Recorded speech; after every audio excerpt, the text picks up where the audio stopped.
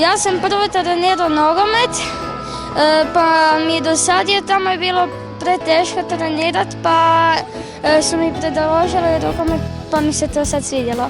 To je, ja mislim, nešto najslađe u sportu što mi igrači možemo doživjeti. Općenito navijača, ovi najmlađi su i najveća podrška i uvijek su najglasniji. Drago mi je evo da se kupilo djece puno danas na otvorenom treningu. Mislim da ja kad sam bio mali puno mi je tako nešto značilo i nadam se da njima znači. Pa puno, pogotovo ovih malih. Potrudit ćemo se protiv Belgije da ostvarimo pobjedu i da razveselimo sve navijače koji će nas doći podržati. Ko ti je najdraži rukometaš? Mandić. Duvnjak.